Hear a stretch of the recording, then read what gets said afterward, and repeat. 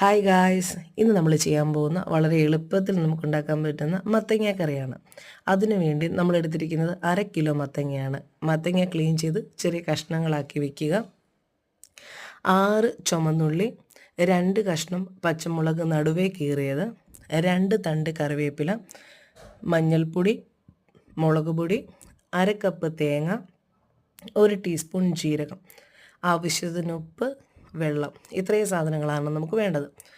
പാത്രത്തിലേക്ക് മത്തങ്ങ അരിഞ്ഞു വെച്ചിരിക്കുന്നത് ചേർക്കുക. അതിൻ്റെ കൂടെ തന്നെ എടുത്തു വെച്ചിരിക്കുന്ന ചുവന്നുള്ളി, 2 കഷ്ണങ്ങളായിട്ട് അരിഞ്ഞു വെച്ചിരിക്കുന്ന പച്ചമുളക്, കറിവേപ്പില, 1 ടീസ്പൂൺ മഞ്ഞൾപ്പൊടി, ആവശ്യത്തിന് ഉപ്പ്, 1 കപ്പ് വെള്ളം. ഇത്രയും സാധനങ്ങൾ നമ്മൾ എടുത്ത് വെക്കുക.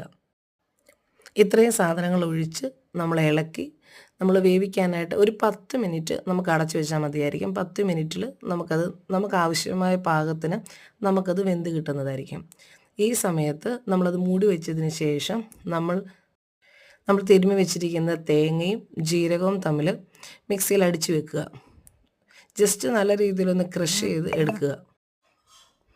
ഏകദേശം ഒരു 10 മിനിറ്റ്, അതിൻ്റെ ഇടയ്ക്ക് നമുക്ക് തുറന്ന് നോക്കാം. എന്നാലും ഏകദേശം 10 മിനിറ്റ് കഴിയുമ്പോൾ നമ്മൾ നോക്കുമ്പോൾ മത്തങ്ങ വെന്തിട്ടുണ്ടായിരിക്കും. നമുക്ക് ജസ്റ്റ് ഒന്ന് പ്രസ് ചെയ്ത് നോക്കാം, അതിൻ്റെ വേവ് അറിയാനായിട്ട്. ഇത്രത്തോളം വെന്തിട്ടുണ്ടായിരിക്കും. നമ്മുടെ ആവശ്യത്തിനുള്ള വേവായി. ഇതിൽ എല്ലാ മത്തങ്ങയും നമ്മൾ ഇതുപോലെ പൊടിക്കേണ്ട. ഒരു 4-5 മത്തങ്ങ നമുക്ക് പൊടിക്കാതെ ബാക്കിയെല്ലാം പൊടിച്ചെടുക്കുന്നതായിരിക്കും നല്ലത്. ആ പൊടിച്ചതിന് ശേഷം അതിലേക്ക് നമ്മൾ മിക്സ് ചെയ്തിരിക്കുന്ന തേങ്ങയും ജീരകവും തമ്മിൽ നമ്മൾ മിക്സിയിലടിച്ചത് ഇതിലേക്ക് മിക്സ് ചെയ്യുക. ഇതിൽ ഇച്ചിരി വെള്ളം നല്ലതായിരിക്കും. അതിനുവേണ്ടി മിക്സിയുടെ ജാറിലേക്ക് ഒരു 1/2 കപ്പ് വെള്ളം ഒഴിച്ച് അത് ഇതിലേക്ക് വെച്ച് മിക്സ് ചെയ്ത് വെക്കുക.